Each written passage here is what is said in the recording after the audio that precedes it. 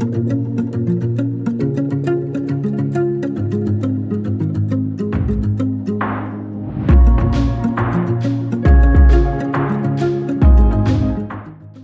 à tous et bienvenue dans ce nouvel épisode d'Instant Simple, une parenthèse d'évasion. Aujourd'hui, j'ai le plaisir d'être avec Coraline pour qu'elle nous partage son voyage au Chili. Ça va être un épisode retrouvailles entre copines, complètement, racontage de vie, racontage de voyage. Bref, j'ai trop hâte. Je vous en dis pas plus et je vous laisse avec la suite.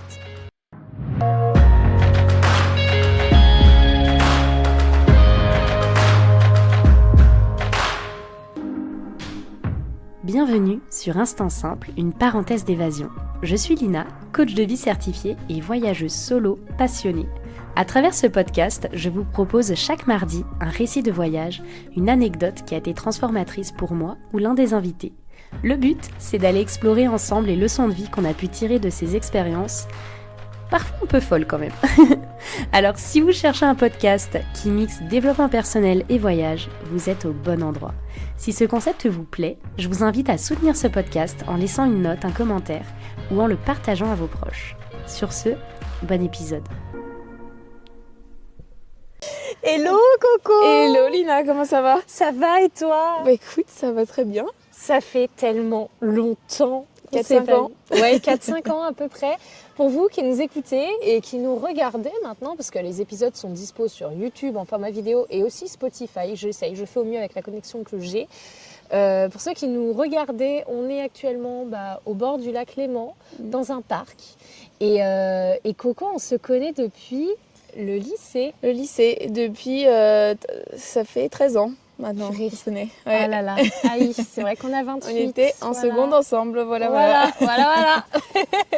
Ouais, on se connaît je crois depuis que c'est le ça. lycée, c'est fou. Et Coco, tu fais partie de ces amis qui, avec qui j'ai toujours gardé un contact, on va dire, assez éloigné. Genre, on était vraiment proches au lycée, puis après, les études sont arrivées, on a fait nos vies. Et, C'est ça. mais quand on se revoit, c'est toujours... On se revoit et on arrive à discuter comme si de rien n'était. C'est ça.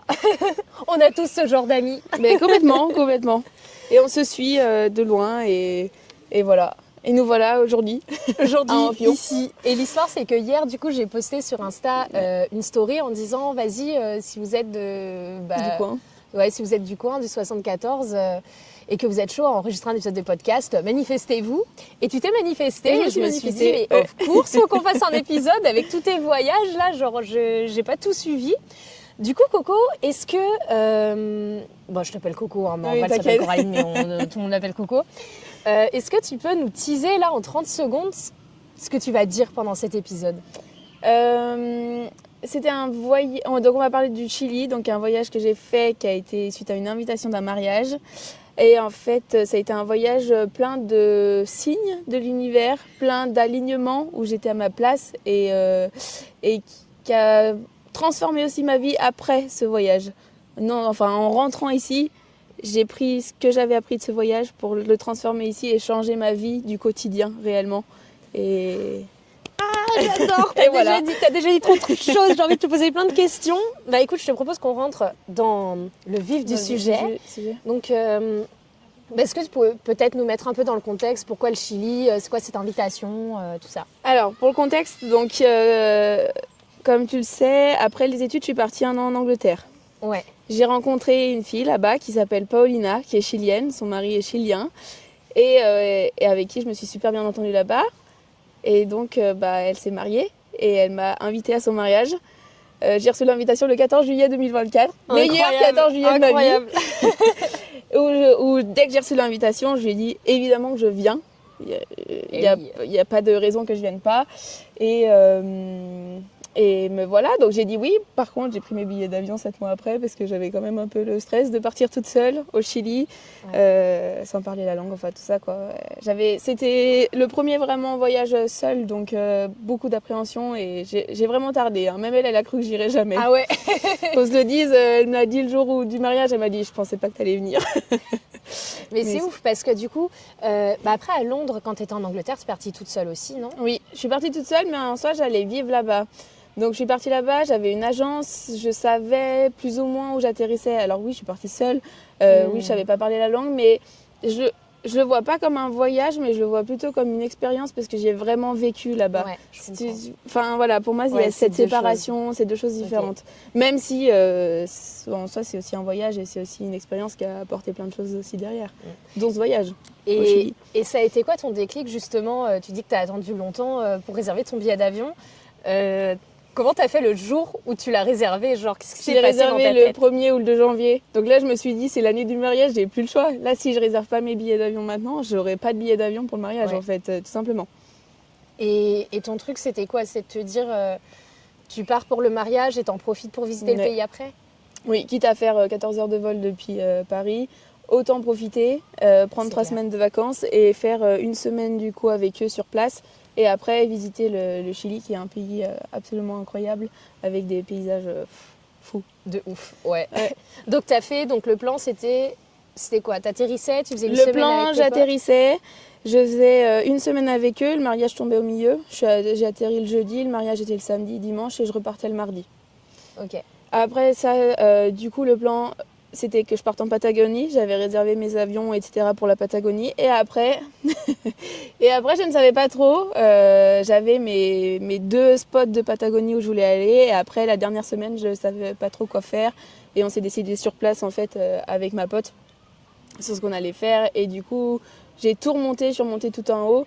Et je suis allée dans le désert d'Atacama, où là, elle m'a rejoint pour 2 jours. Donc, je suis restée une semaine, elle m'a rejoint Donc, sur 2 la jours. mariée? La mariée, ouais. Ok. Elle m'a rejoint. Elle m'a ramené mes affaires aussi parce que j'avais Eh oui. laissé ma robe de mariage là-bas parce que je n'allais pas la prendre en sac à dos. Et ouais, elle m'a rejoint là-bas. Et puis après j'ai fini à Santiago du Chili pour le dernier jour. Ok, trop bien. Donc, t'as atterri à quel aéroport au début? Santiago. Santiago, ok. Et c'est quoi Enfin, genre, qu'est-ce qui t'a marqué? Comment tu te sentais dans l'avion? Eh ben, pas grand-chose en fait. Enfin, je sais pas, j'étais super heureuse, super excitée. Quand je suis arrivée à Santiago, c'était là, bah ça y est, j'y suis en fait. Enfin, j'y suis vraiment, mais en même temps, bah, vu que j'ai pris de l'avion de Paris à Santiago, enfin, je sais pas, c'était la même chose. Tu vois, en plus, Santiago, t'arrives, t'as les Andes, c'est entouré de montagnes, donc c'est comme chez nous en soi. Enfin, c'est juste un peu plus pollué et un peu plus aride, mais tu as quand même toutes les montagnes quand t'arrives à l'aéroport. Donc tu sens à la maison. Ouais, c'est vrai. Donc Pour ceux qui suivent, on est en Haute-Savoie, donc il n'y a pas de dépaysement. c'est ça. Et du coup, tu arrives, les jours du mariage se passent. Et raconte, qu'est-ce qui se passe pendant le mariage? Après, est-ce que tu rencontres des gens? Enfin... Oui, alors, écoute, déjà pendant le mariage, donc moi c'était un voyage qui était déjà important pour moi, pour la confiance en moi et tout ça. Je partais dans un mood où j'étais pas très bien. Ok.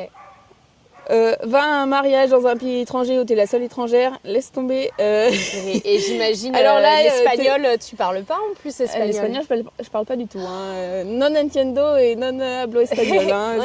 Non entiendo, c'était la phrase fétiche. J'avais les Espagnols, les Chiliens qui essayaient de venir me parler. Moi, j'étais là genre non entiendo. Et en fait, ils étaient tous ils me connaissaient tous en me disant mais t'es l'amie de Paulina. En fait, tout le monde savait qu'il y avait l'amie française qui débarquait et du coup laisse tomber, pour ta confiance en soi, tout le monde vient te parler et vient te réconforter en disant mais c'est génial ce que tu fais, mais t'as du courage, enfin c'était vraiment top. Et ça c'est un sujet que j'aimerais aborder, genre faire une petite parenthèse sur la barrière de la langue, parce que il y a beaucoup de personnes qui me suivent, qui m'envoient des messages et je me rends compte que souvent les personnes se bloquent en fait à partir en voyage parce qu'ils ne parlent pas assez bien anglais, ils ne parlent pas espagnol, enfin bref, ils ne parlent pas la langue du pays où ils vont aller. Est-ce que tu aurais des conseils pour ces personnes-là? Comment toi tu t'es sentie justement à être à un mariage avec que des Espagnols et à pas piper un mot de ce qu'ils disaient? Google Traduction. Moi pendant la cérémonie du mariage, là c'est un truc tout simple, ça peut être que en espagnol, tu peux pas la faire en anglais. J'enregistrais sur Google Traduction, alors j'étais là sur mon téléphone tout le long du mariage, mais j'enregistrais. Et ça me traduisait tout, mais au moins déjà je comprenais ce qui se disait. Après l'espagnol ressemble beaucoup au français, donc tu peux quand même comprendre. Et puis après les gens ils parlent, après moi j'ai l'avantage de parler anglais de mon expérience à Londres, donc je parle très bien anglais et ça y a aucun souci. Donc c'est vrai que ça a été beaucoup plus simple avec tous les invités du mariage de parler en anglais. Après, il y a toujours les gestes qui permettent d'aider, on essaye de se comprendre, de trouver des solutions. Et puis voilà, Google Traduction reste un ami. Le papa de la mariée, donc de mon ami, ne parlait pas un mot d'espagnol. On a quand même pas un mot d'anglais ou de français. Et on arrivait très bien à se comprendre. On utilisait Google Traduction, on essayait d'utiliser les petits peu de mots qu'on connaissait et voilà quoi. Mais je suis contente que tu dises ça parce que j'ai l'impression, pour toi, du coup, ça n'a pas du tout gâché ton expérience. Ah non, pas du tout. Non, non, du tout. Au contraire, ça m'a même donné envie de l'apprendre. À mon retour, de vouloir un peu... Bon, j'ai toujours pas fait, il faut que je m'y mette, mais c'est envie de parler parce que justement, je sentais cette barrière où tu peux pas communiquer comme tu veux, même si j'ai déjà des outils pour réussir, mais tu peux pas aller comme tu veux dans ce langage-là. Et du coup, j'ai envie d'apprendre plus. Mais en aucun cas, ça t'empêche de voyager parce que tu finis toujours par te comprendre. Ouais.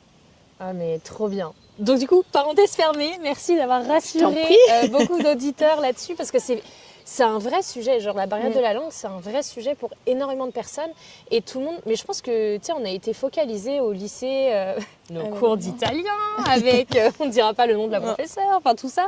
Et même les cours d'anglais, c'était pas mieux.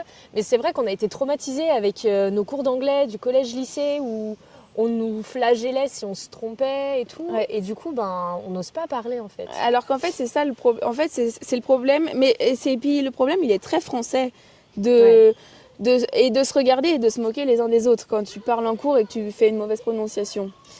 Alors que quand tu es dans le pays, si tu prononces le verbe, tu dis je être Coraline au lieu de je suis Coraline. Ils ont compris. Et c'est ça l'essentiel, c'est qu'ils comprennent en fait. Et eux, ils voient que tu fais l'effort de parler, même si c'est pas beau, même si c'est pas de la conjugaison au top.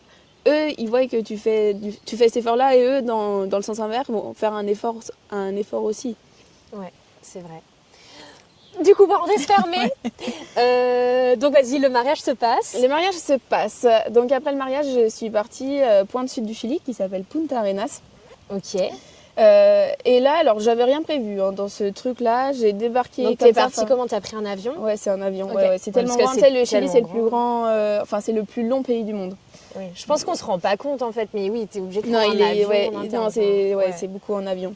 Donc j'ai pris un avion pour aller à Punta Arenas, qui est vraiment la pointe sud, qui est proche d'Ushuaia en Argentine. Ouais. C'est la pointe sud, c'est la Patagonie, la Terre de Feu. Voilà, on est vraiment tout en bas. Trop bien. Et là, donc j'avais réservé ma petite auberge de jeunesse. Et t'étais toute seule. Et j'étais toute seule. Là, là, on rentre dans le dur. Là, on rentre dans le dur. Donc à savoir qu'avant de partir, on va peut-être partir de là. Je pars de chez ma pote. Grosse crise d'angoisse de partir seule. Mais là, vraiment, on rentre dans le dur. Je stresse, mais c'est-à-dire que je pleure à chaudes larmes pendant 2 heures de temps, inarrêtable. Je n'arrivais pas à m'arrêter. Je pleurais dans les bras de ma pote qui, elle, devait retourner au boulot, etc. Je pleurais, je ne pouvais pas m'arrêter tellement j'avais peur. Et en fait, c'est là que le premier signe un peu de l'univers apparaît. C'est quand j'arrive à l'aéroport, je tombe sur la famille du marié. Genre la maman du marié qui est absolument incroyable, toute souriante, super et solaire. Pas au courant qui repartait mais pas du tout, quoi. Et eux non plus. Donc je tombe sur la maman et après je tombe sur le frère et la belle-sœur du marié. La belle-sœur du marié étant autrichienne, qui m'a accueillie super bien parce que c'était aussi une outsider au mariage. Donc même si elle finit par connaître parce qu'elle habite là-bas, mais de me parler anglais, d'être là, de me montrer les coutumes du Chili, etc. Donc je tombe sur eux, qui sont en VIP, parce qu'on est un peu sur une famille un peu riche du Chili. Okay. Ils sont en VIP à l'aéroport, ils me font rentrer dans l'espace VIP de l'aéroport. Trop bien. Ils se cassent. Et moi, je suis là, j'ai un buffet à volonté, sachant que j'étais tellement stressée avant que je n'avais rien mangé. Buffet à volonté, je mange, je bois, je fais ce que je veux, et je suis restée là pendant 2 heures. Et là, je me dis, putain, c'est incroyable ce que l'univers m'a mis sur mon chemin, là, en plus, 3 personnes absolument adorables. Et alors, le stress, il est retombé. Mais complètement. Et du coup, après, donc, c'est là où je pars pour Punta Arenas et où je suis vraiment seule. Mais avec l'expérience d'avant, je suis tellement reposée, tellement apaisée aussi. Et je me dis, ça va bien se passer. Ouais. Alors, j'ai quand même une petite appréhension quand j'arrive à l'aéroport parce que je reste un petit peu bloquée. C'est 8h du matin et je suis là genre, bon, maintenant, il faut que j'aille en ville. Voilà. Et j'ose pas trop. Comment je fais? Et en fait, il faut prendre un taxi. Mais je ne parle pas espagnol, encore une fois. Donc là, je suis restée bloquée à l'aéroport et j'envoyais des messages à Marine. Je disais, Marine, je suis bloquée à l'aéroport. Marine, Donc Marine, ma meilleure amie du Ah, lycée. Marine, ok. Elle me dit comment ça se passe et je suis là, genre, je suis bloquée littéralement à l'aéroport. J'étais assise sur un banc et je pouvais plus bouger. Et puis Parce que tu savais pas comment t'y prendre, t'avais Ouais, c'est peur ça. d'interpeller un taxi, Pas- de te faire scammer. Bah, exactement, en fait, Ouais. tu dois aller voir des taxis, mais qui est vrai taxi, qui est faux taxi, enfin tu sais pas, toi tu débarques dans un pays que tu connais pas. Déjà en France, tu te poses déjà la question, Ouais, mais c'est quand clair. tu sais pas parler la langue ou quoi, tu te dis est-ce que je vais me faire arnaquer sur le prix, sur le machin, enfin tout ça.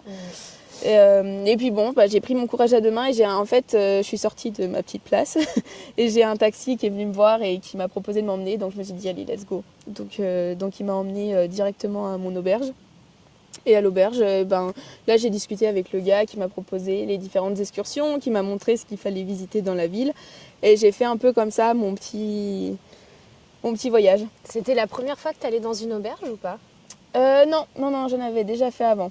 Mais c'est la première fois que je faisais une auberge seule. Ah ouais. Et comment ça s'est passé? Et bah écoute, trop bien. Parce que l'avantage des auberges, c'est que tu rencontres tout le monde.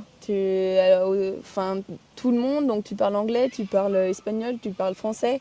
Donc tu as quand même un peu l'impression d'être de retour en France. Ouais. Je rencontre un gars en Patagonie. Sa grand-mère, elle habite là, à Amphion. Mais non. Je te jure, elle habite à Amphion, à Tu sais, il fallait partir tout à 2 là-bas. kilomètres d'ici.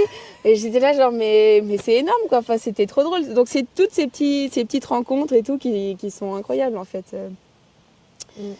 Et du coup, tu restes donc là dans le sud du Chili, à Punta Arenas. Tu fais combien de temps dans cette auberge et tu fais les excursions? je tout fais ça 4 jours. Ah ouais, quand même. Je fais 4 jours. Dans les trucs, en fait, du coup, vu que je ne m'y suis pas prise, les excursions étaient un peu toutes pleines. J'en ai fait qu'une qui est la visite de Magdalena Island, c'est la visite des manchots. En fait, tu vas voir des petits pingouins et tout, c'est trop chou, ils sont trop choux.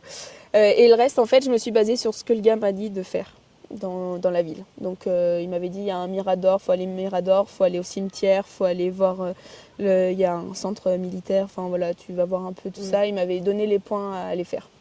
Et j'ai une question qui, là, est très cliché qu'on peut avoir sur l'Amérique latine, l'Amérique du Sud.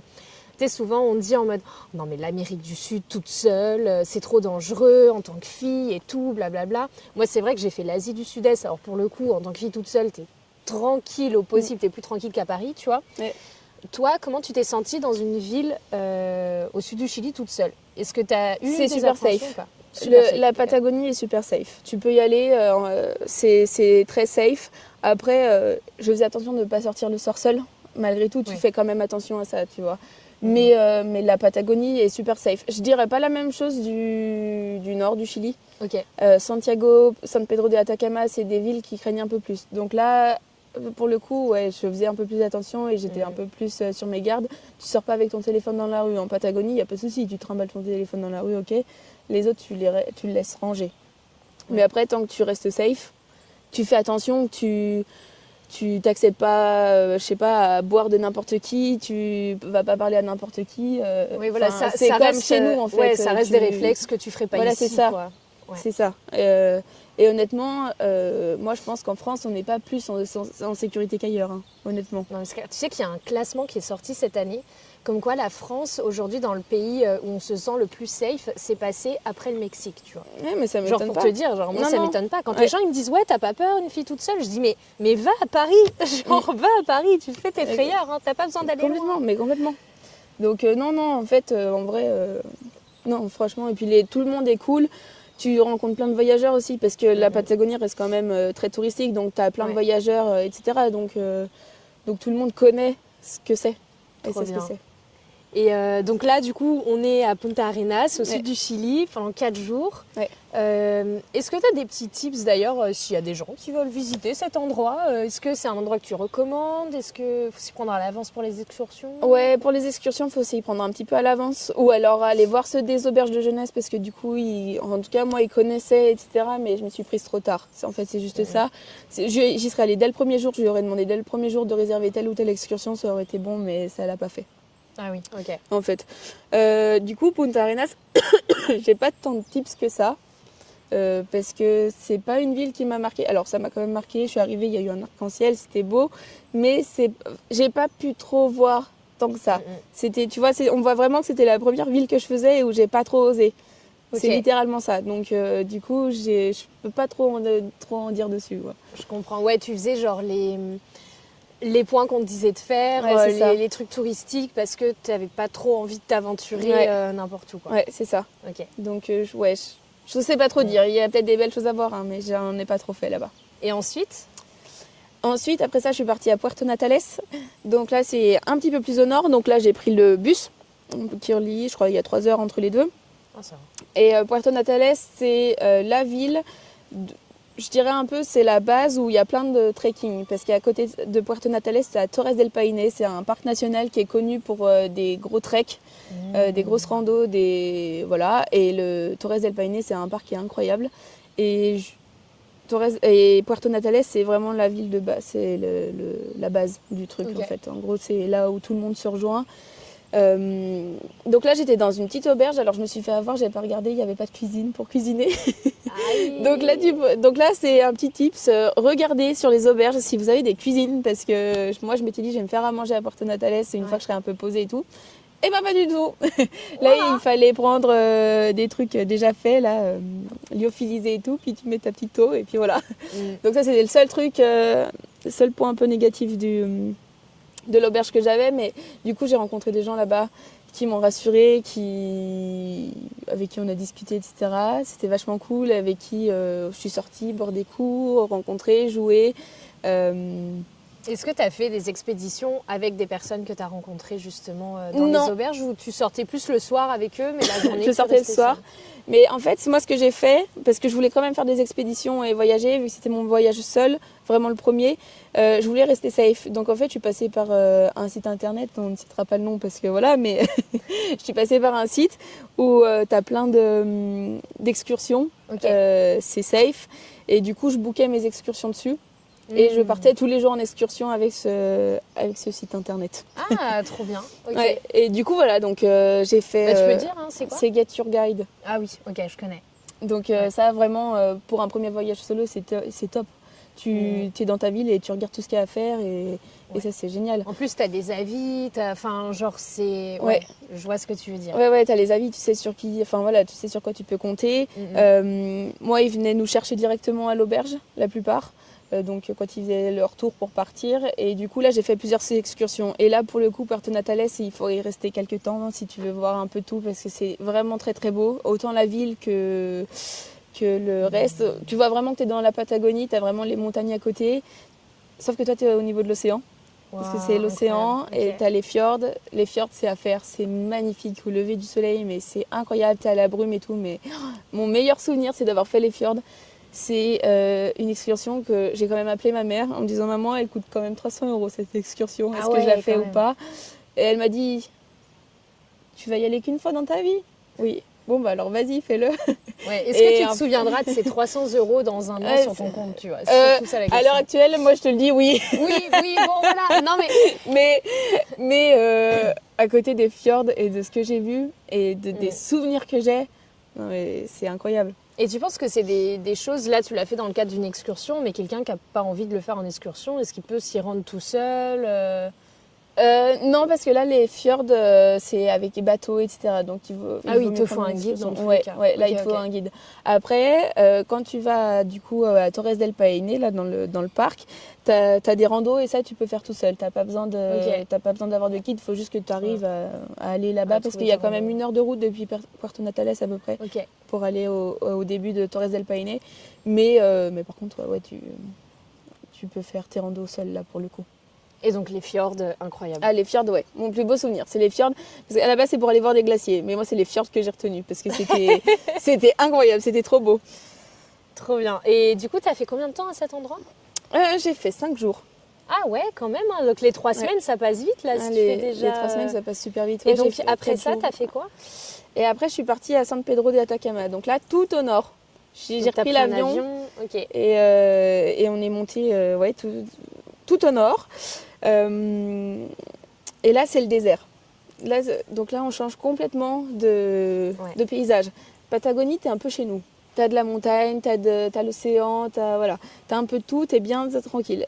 Désert d'Atacama, tu débarques.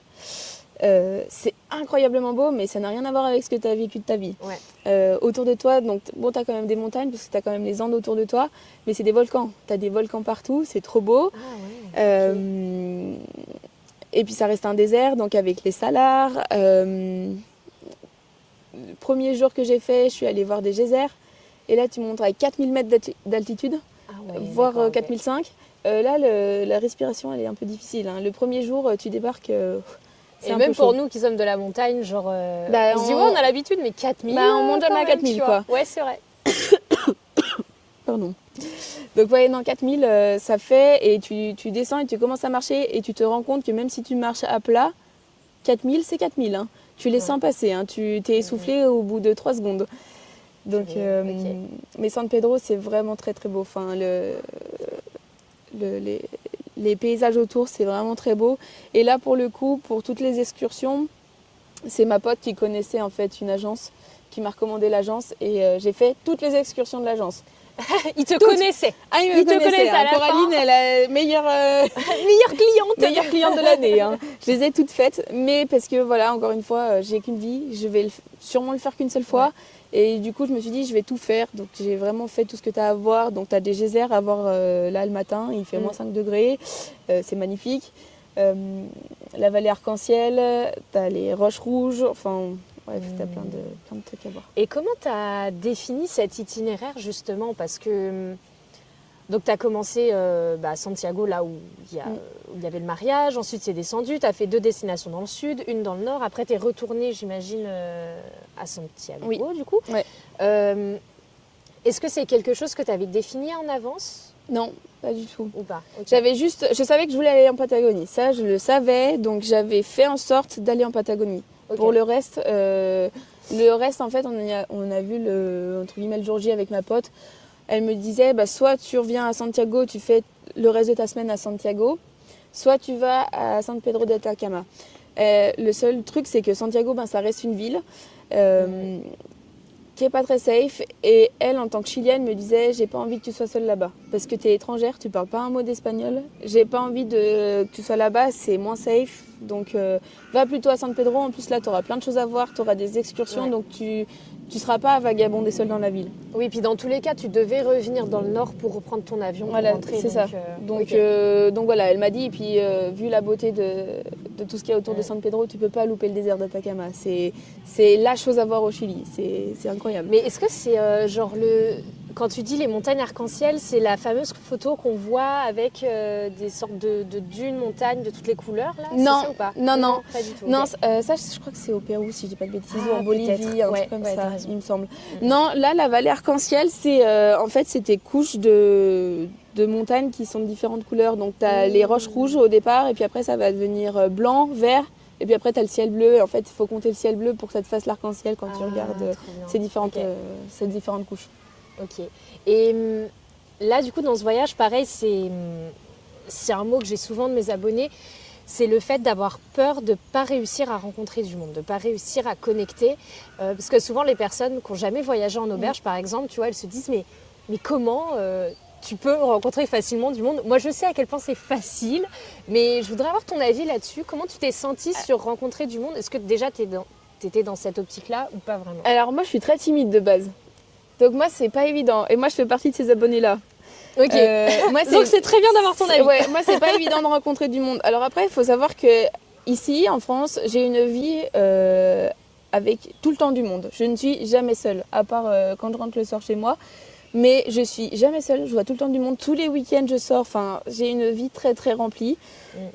Et du coup, d'arriver au Chili, d'être seule, pour le coup, moi, ça m'allait aussi. Pour le coup, d'être timide et de pas trop parler aux gens. Ok.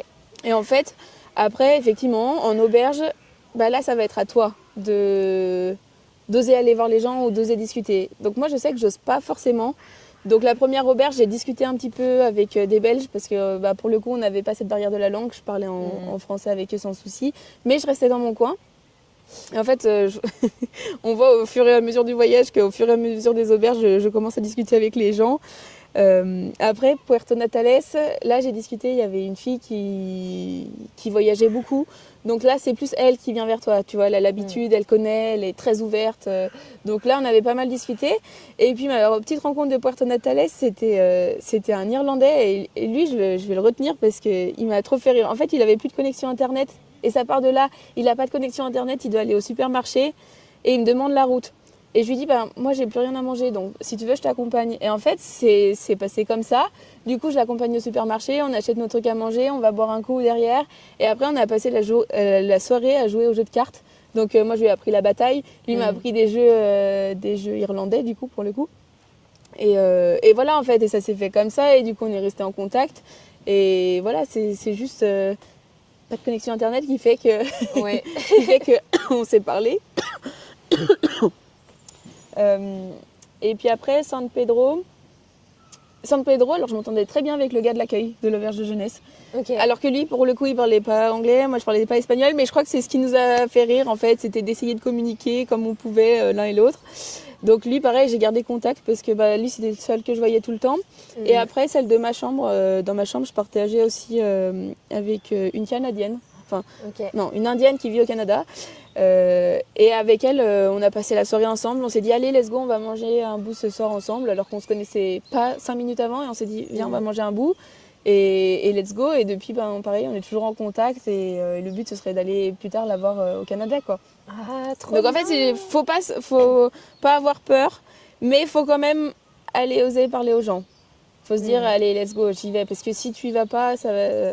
Moi, j'ai eu la chance, les gens sont plutôt venus vers moi, mais je sais que voilà, il faut quand même de soi-même aller voir les gens. Après, comme tu dis, c'est peut-être aussi avec le temps, tu vois, les premières auberges, tu peux être timide et tout, et puis au fur et à mesure, tu te détends, tu vois. Complètement. Genre, au fur et à mesure des auberges, tu commences à comprendre le mécanisme, et puis tu rencontres des gens, et puis du coup, enfin, Puis voilà. tu commences à avoir confiance en toi, et puis tu as déjà fait des voyages, donc tu peux aussi discuter de ça. Enfin, c'est des trucs où voilà, ils vont te demander des conseils sur tel ou tel endroit, tel endroit du pays, enfin voilà, sur des choses que tu as fait, etc. Donc ça se crée au final le dialogue.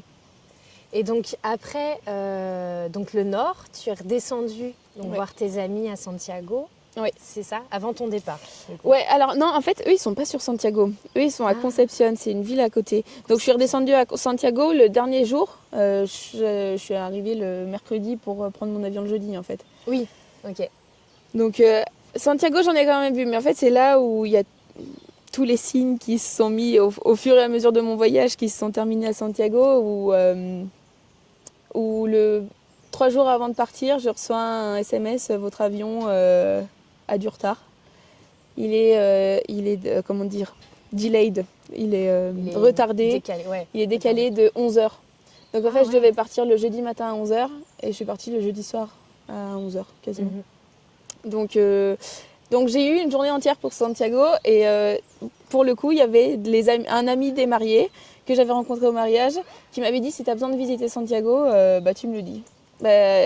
Allô Pablo, j'ai une journée entière à Santiago, fais-moi visiter Santiago. Et du coup, on a visité Santiago ensemble. Trop bien. On m'a fait visiter les petits points, les petits trucs. Bon, j'ai loupé un peu certains trucs parce qu'il y avait des manifestations le jour-là et un peu la grève. Ah ouais. La grève n'est pas qu'en France, mais voilà, non, c'était trop cool. Trop bien. Ouais. Et après, t'es rentrée. Et après, je suis rentrée. Et comment... c'est quoi ton ressenti à la fin du voyage, là, quand tu montes dans l'avion? Qu'est-ce qui se passe dans ta tête? Tu réalises tout ce que tu as vécu ou... Non, je crois pas. Non, je réalise pas. Non, mais je réalise pas du tout. Moi, je suis encore... Mais je te dirais, j'ai même eu du mal à réaliser, même encore ici. Je pense que ça fait 1 mois où, ça y est, j'ai vraiment atterri, je suis vraiment en France, alors que ça fait 6 mois que je suis rentrée. Plus. Ouais, je sais même plus combien de temps, mais 6 mois. Mais ça fait seulement 1 mois où je me dis, ça y est, c'est bon, je suis bien de retour revenue, chez moi. de retour chez moi. Alors que, parce que vraiment, ça m'a vraiment marqué dans ma vie. Pour tout. Parce que ça a été une ouverture au monde pour moi et une ouverture, bon, tu sais que je suis très spirituelle et tout ça, mais encore plus parce que j'ai vraiment eu, c'était fou et en fait j'aimerais venir là-dessus parce que c'est assez incroyable. C'est ton moment. C'est parti. Les enseignements, les enseignements signes, des signes, il faut écouter les signes de la vie. Non, ce qu'il faut savoir, c'est que là, je vais te faire un petit cours d'histoire, ça remonte à très longtemps, 1712, 1713. J'essaie de voir où tu veux en venir. Il y a eu quelques explorateurs qui sont partis en Amérique du Sud, dont un explorateur qui s'appelle Amédée François Fraisier, qui est originaire de Vailly. Enfin, lui, il est né à Chambéry, mais sa famille vient de Vailly, comme moi. Ouais. Ok. Vailly, petit patelin. Petit pas patelin beaucoup d'habitants. Quoi. Plus de vaches que d'habitants, quoi. Ouais, voilà. Très petit. Mais on est de la même famille. Ok. Et il est parti au Chili. Et il est parti à Concepción, le lieu du mariage, qui est une ville pas du tout touristique. Hein. Il n'y aurait pas eu le mariage là-bas, je ne serais pas allée à Concepción, clairement. Okay. C'est une ville, donc déjà tu te dis, je vais sur la même ville que mon ancêtre. Lui, il est un peu connu, il a quand même son portrait dans la mairie de Vailly, hein, donc c'est quelqu'un de connu. Et toi, tu savais déjà que c'était quelqu'un de ta famille enfin, Oui, okay. Moi je savais quand même que c'était quelqu'un de ma famille. Okay. Mais du coup, bah, forcément, avec ma mère, on était là, il y a Amédée François Fraisier qui est parti là-bas, toi tu vas au même endroit, c'est quand même assez drôle. Il est connu pour avoir ramené la fraise du Chili en France. Et il ramène la fraise depuis Concepción jusqu'en France, en Bretagne, où il a fait après tous ces trucs. Enfin bref, tu sais, à l'époque, il faisait un peu tout. Il était botaniste, ingénieur militaire, machin. Enfin, bref. C'est vrai. Donc, il faisait un peu tout. Et donc, du coup, ce gars a fait ça. Et c'était quelqu'un de ma famille. Et tu te retrouves dans la même ville que lui. Après ça, à Punta Arenas, je vais visiter le fameux cimetière dont on me parle. Sur les points à voir du cimetière, il y a un petit coin des Anglais. Je me dis, j'y vais. Je tombe sur une tombe d'un monsieur qui s'appelle Fraser. Fraisier, c'est la même famille, c'est juste qu'on a francisé le nom. Mais on vient de Fraser d'Écosse. Et ce gars venait de Fraser d'Écosse. Du coup, je suis allée un peu regarder sur Internet, parce qu'il y a plusieurs clans Fraser. Il y a les clans Outlander, moi je ne fais pas partie de ces clans-là. Mais t'as plusieurs clans Fraser, et cette tombe-là fait partie du même clan que le mien. Enfin, que ma famille. Ok, donc de la famille aussi à Fraisier. À Fraisier, oui. Ah ouais. Donc tu dis, putain, il y a un truc. Donc du coup, je vais chercher un peu plus sur surtout ce côté Fraisier. Surtout la probabilité, tu vois. Il y en a zéro. Surtout que Punta Arenas, je rappelle quand même que c'est la pointe sud du Chili. C'est le bout du monde. Hein. T'es le plus proche de l'Atlantique quasiment. Et Vailly. Et Vailly, quoi. Enfin, le petit village de Haute-Savoie, un peu perdu et tout. Donc ça, c'est quand même assez fou. Tu tombes là-dessus et tu dis, mais comment c'est possible? Et en fait, à Punta Arenas, je me dis, bah, faut que je creuse un peu cette histoire de Fraisier, Fraser, parce qu'il y a un truc. Et en fait, je vois qu'à Santiago, il y a une plaque de la ville de Santiago, en gros dessinée de l'époque, de Amédée François Fraisier. Il a fait un plan d'architecte de la ville de Santiago et elle est dans le sol, sur une place. Donc du coup, sur une place à Santiago, du coup. Ouais, une place à Santiago. Okay. Donc en fait, j'avais pas prévu d'aller à Santiago. Mon avion est reporté. Donc tu vas voir la place. Bah, je vais voir la place. Et au départ, j'avais demandé à un ami chilien, est-ce que je peux aller voir la place toute seule et tout. Et il m'avait dit, non, c'est une place qui craint, n'y va pas. Enfin, voilà. Et du coup, c'est là où Pablo se retrouve à être disponible et il m'a emmené sur cette place et voir cette plaque qui a été faite. Enfin, c'est pas lui qui a fait la plaque, mais c'est le dessin qui a été fait par quelqu'un de ma famille il y a 300 ans en arrière, quoi. Donc autant dire que c'est assez... Ah, ça met les frissons. Ah, mais je te jure, c'était incroyable. Pareil, Punta Arenas, j'arrive, t'as un arc-en-ciel, mais vraiment, qui fait tout l'arc, qui est magnifique. Et tu dis, ah bah c'est bon, je viens d'arriver, je suis à ma place, quoi. Enfin, Puerto Natales, quand j'ai fait l'excursion qui coûte 300 balles, je commence à me dire, putain, ça coûte un peu cher. Au moment où je me dis ça, je trouve 20 € par terre. Enfin, 20 000 pesos, donc ça correspond à 20 €. Je me dis, oh bon, bah, c'est bon, l'univers, il est derrière moi. Ça fait 280.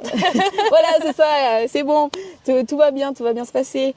Donc en fait, c'est tout ça qui s'est accumulé au fur et à mesure du voyage. Avant même le voyage, je prépare ma valise, que je défais, que je refais pendant 3 semaines. T'es partie en valise, du coup? Oui. Tu recommandes ou sac à dos? Non, sac à dos. En fait, ce que j'ai fait, c'est que j'avais la valise pour tout ce qui était mariage. Donc j'avais la valise et j'avais prévu le sac à dos pour une fois où j'étais seule. Okay, donc la valise, je l'ai laissée chez ma pote. Elle me l'a ramenée après et j'ai fait toute mon aventure en sac à dos. Ok. Parce que oui, non, valise, c'est clairement pas pratique. En auberge, c'est pas possible. Non, sac à dos, c'est la meilleure chose. Mais à force de faire et défaire ma valise, le dernier jour où je sais qu'elle est terminée, je vais pour la fermer. Là, il y a une plume qui était là. J'ai pas de plume chez moi. Qu'est-ce qu'elle fait là, cette plume blanche posée sur ma valise? Surtout que, en plus, j'ai fait un biril avant. Il n'y a pas de plume. Et 3 minutes après, t'as une plume qui est là et t'es là genre, mais what? Du coup, c'est trop drôle parce que pour le coup, j'ai les 2 photos qui sont là genre, hey. Donc, trop bizarre. En fait, c'était tout ça. Et au Chili, je me suis vraiment sentie à ma place. Où je me sentais alignée, connectée. je savais que tout se passait bien pour moi. Et c'est pour ça que de retour en France, je voulais que ce soit la même chose. C'est pas parce que tu rentres dans ton quotidien, parce qu'on n'est pas tous à être aussi fous que toi. Oui, bon, je suis voilà. peut-être une exception, je te l'accorde. Voilà, mais on est beaucoup à être CDI, boulot, dodo, machin, métro, boulot, dodo, comme on dit. Et en fait, je me suis dit, moi, ok, j'ai le métro, boulot, dodo, sur le métro. Ouais. Mais voiture, boulot, dodo. voilà, voiture, boulot, dodo, mais je veux quand même avoir une part de magie dans ma vie, comme j'ai eu au Chili, et de continuer à faire perdurer ce truc. Et en fait, c'est là où après tout s'est ouvert, où j'ai eu les castings, les shootings photos, défilés. Et là, le podcast. En fait, après le Chili, j'ai saisi des opportunités comme ça qui se présentaient. Ouais. Au final, des opportunités qui ont toujours été, qui ont toujours gravité autour de toi, mais tu n'avais jamais ouvert la porte à ça, en fait. Et encore, parce que par exemple, le défilé et le shooting photo, j'y ai jamais vu avant. Mais par exemple, j'ai passé un casting à Lausanne. Lui, par contre, pour le coup, pour moi, c'est vraiment l'épreuve que l'univers a mis sur ma route, en mode est-ce que tu vas oser le passer cette fois-ci? Parce que ça, pour le coup, ça a toujours été là autour de moi. Je me suis toujours dit, est-ce que je vais passer une sorte de casting comme ça? Je ne l'ai jamais fait. Et là, chaque étape du casting, c'était genre, est-ce que je vais au bout? Est-ce que je vais au bout? Et à chaque fois, je me suis dit, non, maintenant tu le fais. Enfin, genre, le Chili t'a appris ça, tu y vas, et si tu veux changer ta vie, tu le fais. Et en fait, c'est suite à ça où je pense que j'ai passé un peu toutes ces étapes de l'univers, où après, il y a eu sur les réseaux, pour le défilé, cette opportunité que j'avais jamais vue avant, pour le coup, et qui dit, qui est-ce qui veut défiler? Lac de la Beune, petit lac à Saint-Paul, où tu dis, oui, pourquoi pas? Et en fait, j'ai dit, let's go, je fonce. Moi, j'ai répondu tout de suite, ouais, carrément partante. Et c'est suite à ce défilé, où la créatrice qui fait les vêtements m'a recontactée pour faire le shooting photo, en me disant, écoute, j'organise un shooting photo collaboratif, est-ce que tu veux participer et tout? Mais carrément, moi, c'est le rêve de ma vie. Et en fait, je pense que tout ça, j'en suis persuadée que tout ça découle du Chili et de tout ce que j'ai osé faire après ce voyage qui a ouvert mes yeux, tu vois, de saisir tout ça. Je suis contente. Et puis le message du podcast où j'ai dit, allez, let's go. Allez, let's go, c'est parti, on y va. On sort de la zone de confort. Et on fonce. Mais c'est incroyable, franchement, bravo, parce que tu vois, je sais que moi, dans mes tout premiers voyages, j'étais en mode la personne que j'étais en voyage, j'adorais cette personne parce que je me trouvais beaucoup plus, comme tu dis, tu vois, à dire oui à l'aventure, à dire oui aux opportunités que d'habitude je disais non. Je me retrouvais beaucoup plus ouverte. Et en fait, quand je revenais chez moi, je retombais dans la Lina ultra timide que tu as connue au lycée, tu vois. Et du coup, je m'étais dit, mais comment ramener cette personne que je suis en voyage dans mon quotidien? Est-ce que tu aurais des conseils à donner aux personnes pour ça? En fait, il faut observer ce que tu aimes chez toi en voyage. Qu'est-ce que tu aimes et qu'est-ce que tu veux ramener? En fait, c'est vraiment un travail d'introspection parce que moi, j'étais comme toi. Hein, je me disais, mais j'adore la Coraline en voyage. Enfin, je vois que je suis vraiment pas la même en voyage.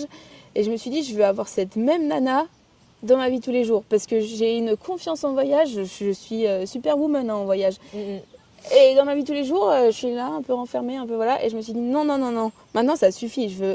Parce que le bien-être que tu ressens quand tu es vraiment toi en voyage, faut le mettre là. Mais du coup, j'ai vraiment regardé qu'est-ce qui m'a plu au Chili, par exemple. Genre, qu'est-ce qui me plaisait? C'était d'être alignée, c'était d'avoir tous ces petits signes, ces petits trucs où tu te poses une question et en fait, tu as une réponse juste derrière et tu as des trucs qui s'alignent. Parce que tu es juste plus attentive que pendant ton quotidien. Voilà, c'est ça. Et en fait, c'est de faire ton quotidien une magie, en fait. Enfin, amener de la magie dans ton quotidien.